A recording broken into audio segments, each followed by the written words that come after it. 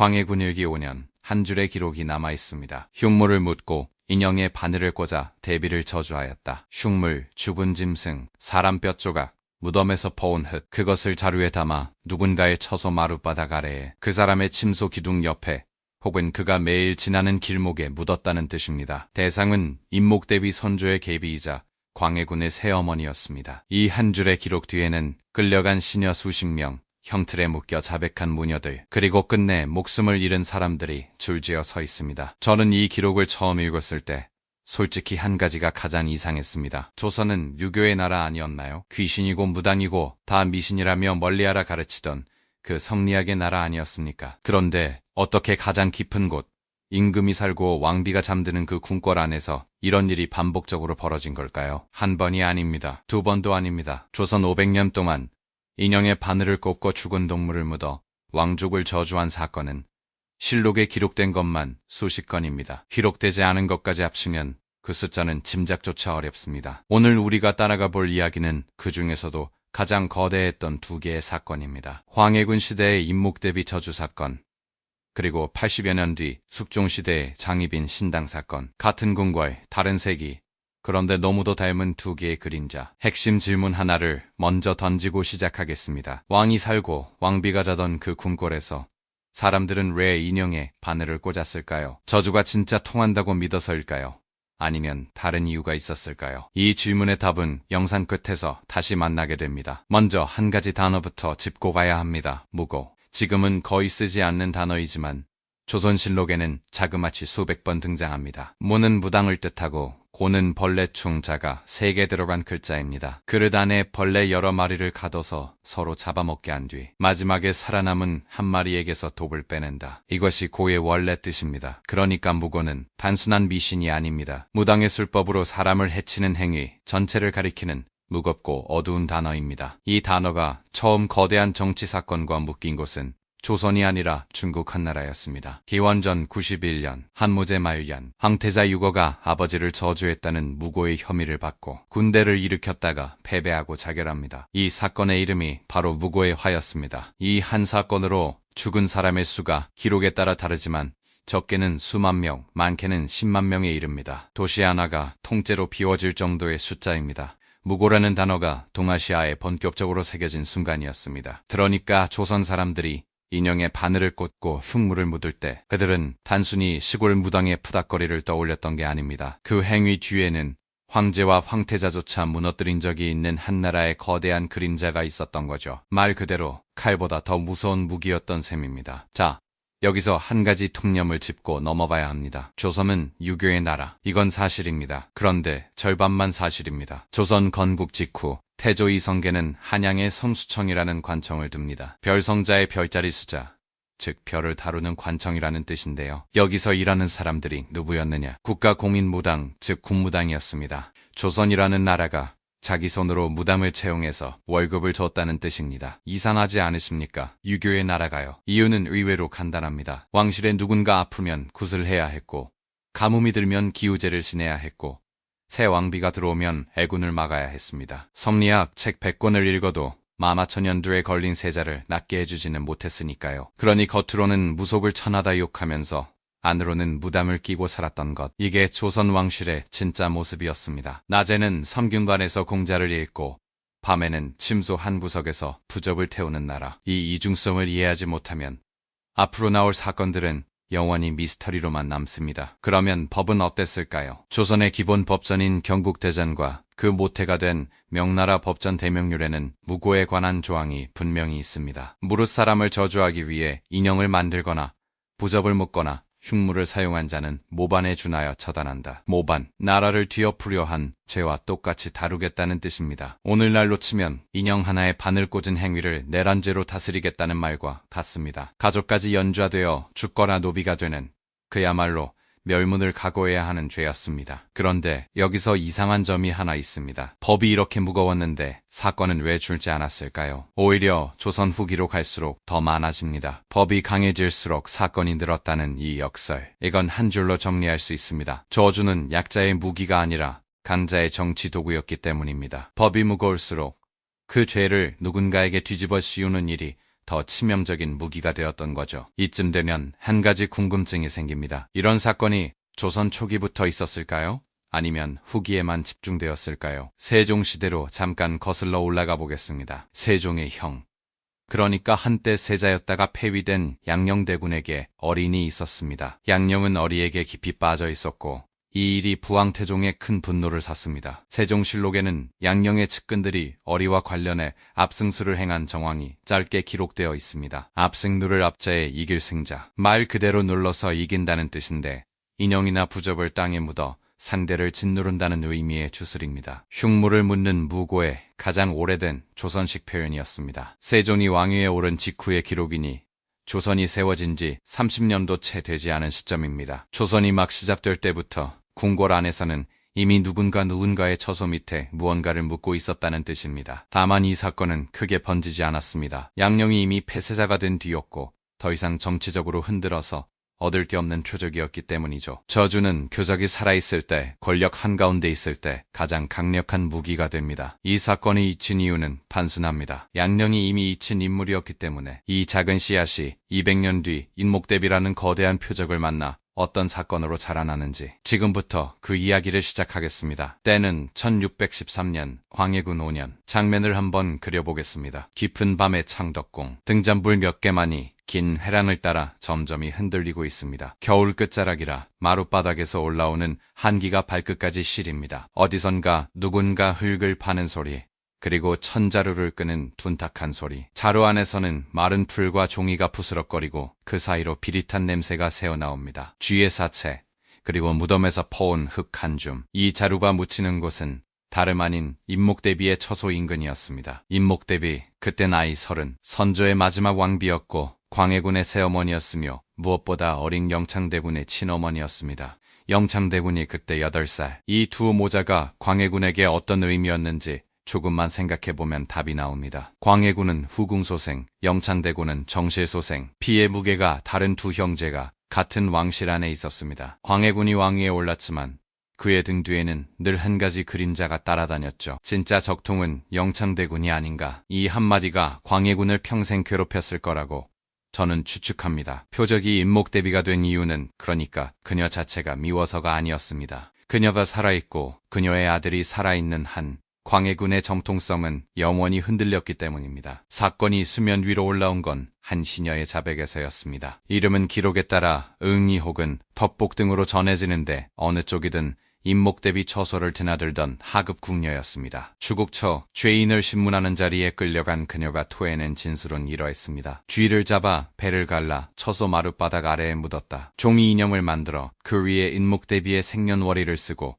가슴에 바늘 7개를 꽂았다. 무덤에서 퍼온 흙을 자루에 담아 침소 기둥 옆에 묻었다. 이 일을 시킨 자는 누구냐? 대답은 모호했습니다. 윗전의 분부였다. 단지 이 한마디. 그 윗전이 누구인지는 끝내 명확히 밝혀지지 않습니다. 여기서 잠깐 한번 시청자 여러분의 자리에 그 시녀를 앉혀보겠습니다. 당신이 그 시녀였다면 그 명령을 거절할 수 있었을까요? 상전이 시킨 일을 거부했다가 맞아 죽거나 쫓겨나거나 아니면 시키는 대로 했다가 나중에 발각되어 능지처참당하거나 두 갈래 길 중 어느 쪽도 살 길은 보이지 않습니다. 조선 궁궐의 가장 낮은 자리에 있던 사람들의 선택지는 늘 이런 식이었습니다. 추국은 빠르게 확대됩니다. 광해군은 직접 신문에 가까운 형식으로 명령을 내립니다. 누가 시켰는지 끝까지 캐물어라. 광해군 일기에 남은 짧은 한 문장은 한 명도 놓치지 말고 끝까지 캐서 뿌리를 뽑으라는 뜻입니다. 이 명령 한 줄로 인목대비 처소의 시녀와 무술이 그리고 그들과 접촉한 무녀들이 줄줄이 잡혀 들어갑니다. 한 명이 자백하면 그 자백 안에 다음 사람의 이름이 들어있었습니다. 그 다음 사람이 잡혀와 또 자백을 하면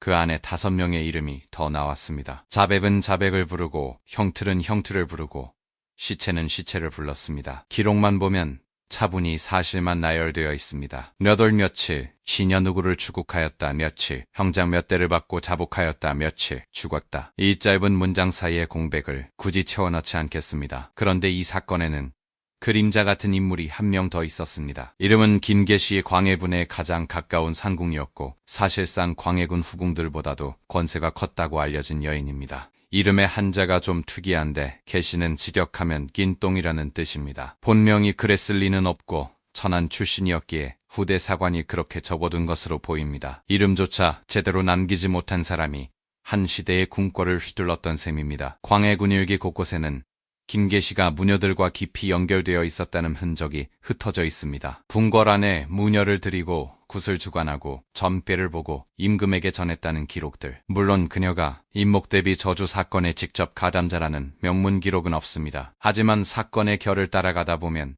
무녀가 등장하는 거의 모든 장면 뒤에 김계시의 그림자가 어른거립니다. 그래서 학자들 사이에서는 한 가지 추정이 오래 떠돌았습니다. 저주의 주문이 광해군 본인이 아니라 그를 둘러싼 누군가였을 가능성. 광해군은 어쩌면 자기 손에 인형 한 번 쥐어본 적 없었을지도 모릅니다. 그 인형은 그를 둘러싼 사람들이 만들었을 가능성이 높습니다. 광해군은 결국 임목대비를 폐위시키고 서궁에 유폐시킵니다. 영창대군은 강화도로 보내져 의문의 죽음을 맞이합니다. 나이 9살이었습니다. 그리고 이 모든 일의 명분 중 하나가 바로 그 인형과 바늘과 죽은 쥐였습니다. 자, 잠깐 멈춰서 묻고 싶은 게 있습니다. 도대체 무엇을 묻고 무엇을 꽂았던 걸까요? 저주의 도구 목록을 한번 정리해 보겠습니다. 실록과 추국 기록에 반복적으로 등장하는 것들입니다. 첫째, 종이 인형 혹은 집 인형. 표적의 이름과 생년월일을 쓰고 가슴이나 머리, 사지에 바늘이나 못을 박았습니다. 둘째, 죽은 동물. 주로 쥐였고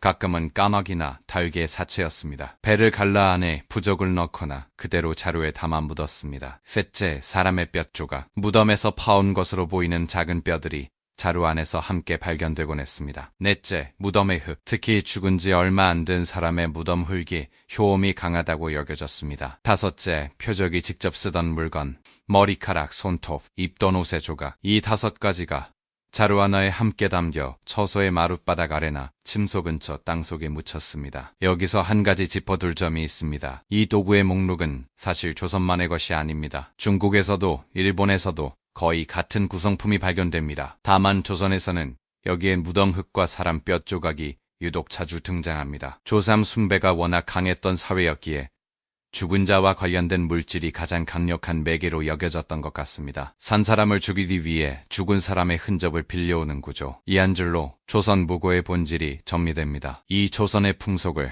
동시대 외국인은 어떻게 봤을까요? 명나라 사신 도멀은 1488년 성종시대에 조선에 와서 조선부라는 기록을 남깁니다. 부는 일종의 운문 형식의 기록문인데 동월은 거기에 조선의 풍속을 꽤 솔직하게 적어두었습니다. 조선 사람들은 귀신을 매우 두려워하고 무당을 깊이 믿는다. 높은 자리에 있는 자일수록 점치는 일에 의지하니 그 패단이 적지 않다. 성리학의 본고장에서 온 명나라 관리의 눈에 조선 왕실의 모습은 못은 그 자체로 보였던 것 같습니다. 낮에는 공자와 주자를 입에 달고 살면서 밤에는 무녀의 점괘에 나라의 운명을 묻는 사람들. 동월이 본 풍경은 사실 조선이 스스로는 인정하기 싫었던 자기 얼굴이었습니다. 겉에 유교와 속에 무속, 그 사이에 인형과 바늘과 무덤 흙이 자라고 있었습니다. 그렇다면 이게 조선만의 풍속이었을까요? 전혀 그렇지 않습니다. 같은 시기 바다 건너 일본에서는 더 섬뜩한 풍습이 있었습니다. 이름은 우시노 코쿠마일이 직역하면 축시참배라는 뜻인데 축시는 새벽 1시에서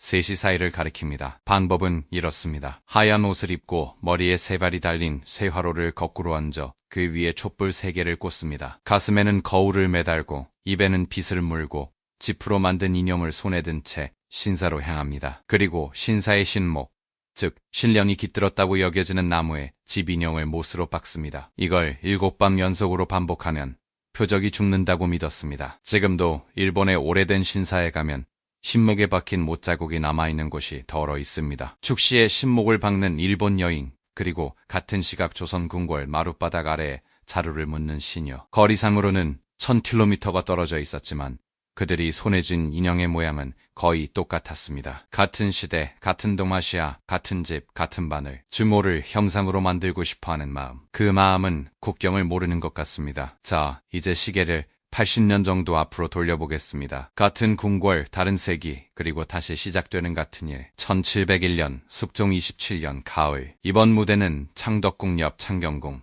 그 안에 취선당이라는 처소입니다. 취선당의 주인은 누구였느냐 한때 조선의 왕비였다가 다시 후궁으로 강등된 여인. 이름은 옥정 우리에게는 장희빈이라는 이름으로 더 익숙한 인물입니다. 그해 8월, 2년 왕후 민씨가 세상을 떠납니다. 원래 폐위되었다가 복위되어 다시 왕비 자리에 올라있던 분이었죠. 그녀의 죽음 직후 궁궐 안에 한 가지 소문이 돌기 시작합니다. 2년 왕후의 병환이 깊었던 것은 누군가의 저주 때문이었다. 그리고 그 누군가의 처소가 바로 취선당이라는 말이었습니다. 장희빈에 대해서는 한 가지 짚어두지 않을 수 없습니다. 드라마와 소설 속의 그녀는 손에 인형을 들고 2년 왕후의 초상화에 바늘을 꽂는 장면으로 자주 등장합니다. 하지만 숙종실록의 기록은 사실 그보다 훨씬 모호합니다. 저주의 도구가 발견된 곳은 분명 취선당이지만 그 도구를 누가 만들었고 누가 묻었으며 누가 사주했는지에 대한 진술은 신문 과정에서 끊임없이 흔들립니다. 장희빈 본인이 직접 했다는 증언, 시녀가 했다는 증언,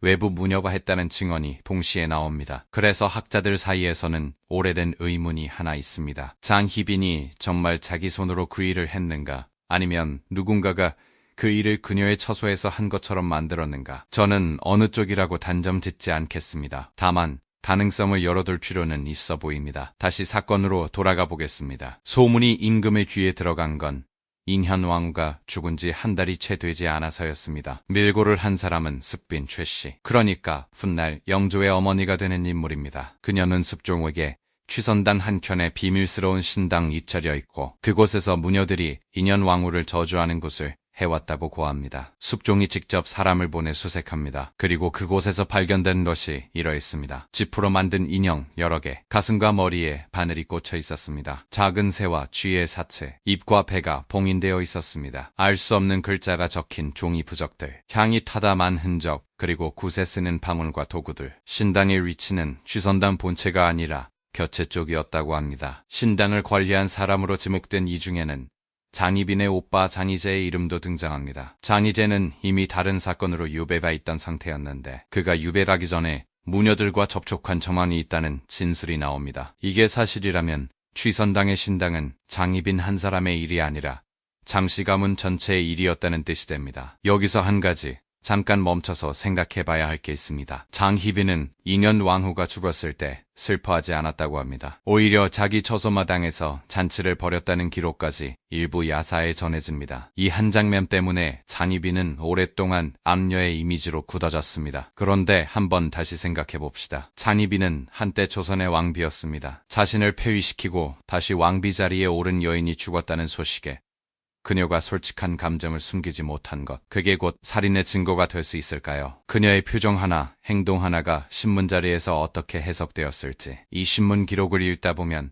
한 가지 인상을 지울 수 없습니다. 이건 살인사건의 수사라기보다는 처음부터 결론이 정해진 재판처럼 보인다는 인상. 장희빈은 결국 사사됩니다. 사사, 임금이 사약을 내려 스스로 마시고 죽게 하는 형벌입니다. 그때 그녀의 나이는 43, 그리고 그녀에게는 아들이 한 명 있었습니다. 훗날의 경종, 그때 나이 14살, 어머니가 죽는 모습을 그는 어떻게 견뎌냈을까요? 경종은 평생 병약했고 자식을 두지 못했으며 즉위한 지 4년 만에 세상을 떠납니다. 어머니의 사사사건이 그의 평생에 어떤 그림자를 드리웠을지는 굳이 길게 말하지 않겠습니다. 이 한 가지 사건이 어머니 한 사람의 죽음으로 끝나지 않았다는 것만 짚어두고 다음으로 넘어가겠습니다. 자, 이제 잠시 멈춰서 핵심 질문을 다시 꺼내야 할 시간입니다. 정말 그들은 저주가 통한다고 믿어서 그 일을 했을까요? 저는 이 부분에서 한 가지 가능성을 진지하게 제시하고 싶습니다. 그들에게 저주는 죽이는 도구가 아니라 명분을 만드는 도구였을 가능성. 생각해 보십시오. 인목대비를 폐위시키려면 명분이 필요했습니다. 그냥 쟁통섬에 부담이 되니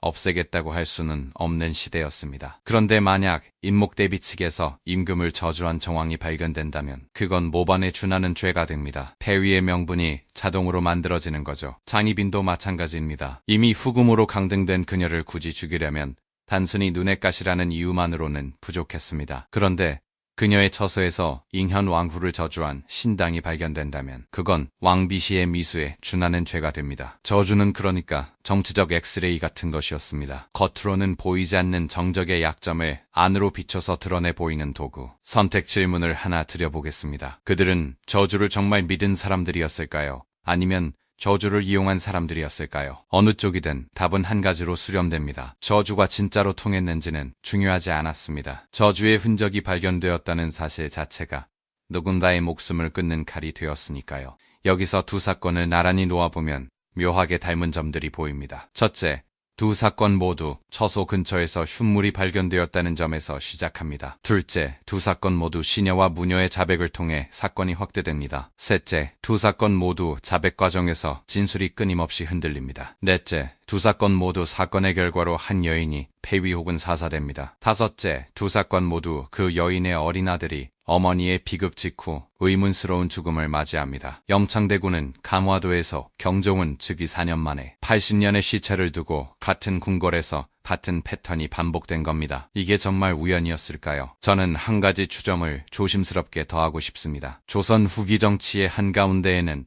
저주 사건을 어떻게 만들어내는가에 대한 일종의 매뉴얼 같은 것이 있었을지도 모릅니다. 명문화된 매뉴얼이 아니라 정치 세력 간에 공유된 암묵적인 패턴, 표적을 정하고 그 표적의 처소에 무녀를 들이고 도구를 묻고 시녀의 자백을 받아내고 임금의 진노를 끌어낸다. 이 5단계가 80년의 간격을 두고 거의 똑같이 반복되었습니다. 그렇다면 이 사건들의 가담한 사람들은 어떻게 되었을까요? 인목 대비 저주 사건의 추국에서 죽은 시녀와 무녀의 수가 실록에 명시된 것만 수십 명입니다. 기록되지 않은 잡혀간 사람, 곤장을 맞다 죽은 사람, 자결한 사람까지 합치면 그 수는 훨씬 더 늘어납니다. 대략 100명 안팎이 한 사건으로 목숨을 잃었을 것으로 추정됩니다. 조선의 평범한 마을 인구가 보통 200에서 300명이었습니다. 마을 하나의 절반이 인형 하나와 죽은 쥐 한 마리 때문에 사라진 셈입니다. 장희빈 사건도 마찬가지입니다. 장희빈 본인은 사사되었고 오빠 장희재는 처형됩니다. 취선당 신당에 관여한 무녀들은 모두 능지처참되었습니다. 장씨 가문은 사실상 멸문에 가까운 처지로 모였고 관련된 시녀들도 줄줄이 형장을 받습니다. 그리고 흥미로운 건 사건을 폭로한 쪽이라고 해서 끝까지 무사했던 건 아니라는 점입니다. 광해군은 인조반정으로 폐위되어 강화도로 다시 제주도로 유배됩니다. 그의 최측근 김계시는 반정 당일 도서만에서 잡혀 처형됩니다. 저주의 칼을 휘둘렀던 자들도 결국 같은 칼에 베입니다. 이 칼은 한번 빼들면 누가 그 손잡이를 쥐었든 끝까지 베어내고서야 칼집에 돌아갑니다. 자, 이제 시간의 무게를 한번 느껴봐야 할 차례입니다. 이 사건들 이후로도 조선 궁궐에서 무고 사건은 끊이지 않았습니다. 영조 시대에는 사도세자가 정신적 고통 속에서 무속에 의지했고 점조의 외할머니 해경궁 홍씨는 한중록에 그 시대 궁궐 안에 무속 분위기를 짧게나마 적어두었습니다. 한중록에서 해경궁은 사도세자의 죽음 전후로 궁궐 곳곳에서 굿과 점이 끊이지 않았다고 회상합니다. 그건 사실 인목대비의 시대로부터 150년, 장희빈의 시대로부터 60여 년이 지난 뒤의 풍경이었습니다. 세대가 바뀌고 임금이 바뀌고 왕비가 바뀌어도 궁궐 안의 어두운 한켠에서는 누군가 여전히 인형을 만들고 향을 피우고 있었던 겁니다. 지금도 서울 종로구에 가면 창경궁이 그대로 남아 있습니다. 장희빈이 사사된 곳, 그리고 취선당의 신당이 발견된 곳, 장희빈이 사야를 받았다고 전해지는 곳은 창경궁의 통명전 일대입니다. 통명전 통할 통자의 밝을 명자, 밝게 통한다는 뜻의 처소입니다. 이름은 더없이 밝지만 그 안에서 끝난 한 여인의 이야기는 그렇지 못했습니다. 여러분이 다음에 창경궁에 가게 된다면 통명전 앞에서 한 번쯤 멈춰서 보십시오. 지금은 단정한 마루와 깨끗한 처마만이 보이지만 그 마루 아래 어딘가에 한때 집 인형과 죽은 쥐와 무덤 흙이 묻혀 있었을지도 모를 일입니다. 300년이 지났지만 그 자리는 여전히 그곳에 있습니다. 이제 처음의 질문으로 돌아갈 시간입니다. 왕이 살고 왕비가 자던 그 궁궐에서 사람들은 왜 인형에 바늘을 꽂았을까요? 저는 이 영상을 통해 한 가지 답에 이르렀습니다. 그들은 저주의 효과를 믿어서 그 일을 한 게 아니라 저주가 발견되었을 때 일어날 일을 알고 있었기 때문에 그 일을 한 것이라고. 저주는 그 시대의 가장 강력한 정치무기였습니다. 칼을 휘두르면 자기 손에 피가 묻지만 인형을 묻으면 손이 깨끗합니다. 대신 누군가의 처소 마룻바닥 아래에서 누군가의 인생이 끝납니다. 오늘날의 우리도 사실 비슷한 일을 보고 있는지도 모릅니다. 누군가의 명예를 무너뜨리기 위해 만들어진 가짜뉴스, 의도적으로 흘리는 익명의 제보, 누군가의 옛글을 발굴해서 박제하는 작업, 도구가 집 인형에서 화면 속 글자로 바뀌었을 뿐 그 본질은 크게 다르지 않은 것 같기도 합니다. 300년 전에 그 마룻바닥 아래에 묻혀있던 것이 사실 오늘날 우리의 화면 속에도 묻혀있는 셈입니다. 마지막 질문 하나를 남기고 마치겠습니다. 만약 300년 뒤에 누군가가 지금 우리 시대를 돌아본다면 우리는 인형을 묻은 사람으로 기록될까요? 아니면 인형이 묻힌 자리에 서 있던 사람으로 기록될까요? 답은 굳이 드리지 않겠습니다. 오늘의 이야기는 여기까지입니다.